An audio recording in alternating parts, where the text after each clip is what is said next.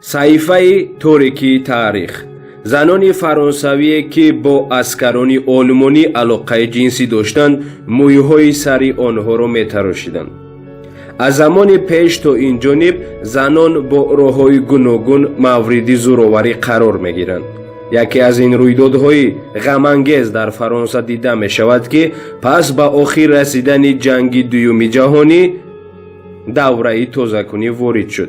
در این کشور همه زنهایی که در وقت اشغال اختیاری یا ناخواسته با سربازان آلمان علاقه جنسی میکردند مویهای آنها را در پیش جامعه میتراشیدند. با آزاد شدن کشور از اشغال پس از جنگ دوم جهانی فرانسوی ها هم جشن میگرفتند و هم برای انتقام آمادگی میدیدند. افرادی که گمان داشتند که در سالهای استیلاگری با نمیسا همکاری کنند با اصولهای غیر انسانی جزا داده شدند. از این فهمش زنان بیشتر عذاب میکشیدند.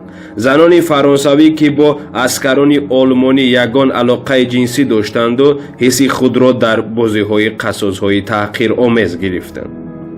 گروهی زنانی که بعضی آنها در دوره جنگ تجاوز کرده شدند مویهایشان را در جایهای جمعیتی تراشیدند.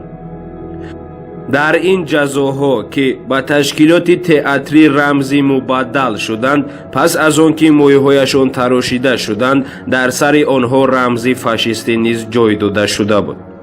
همین طریق فرانسوی ها زنان را که یکی از قسم‌های مهمترین آنها مویهای سرشان بود می‌تراشیدند و در بین سالهای 1944-1945 تقریباً از 20 تا 40,000 نفر زنان از این تشکیلات تئاتری نصیب خود را می‌گرفتند.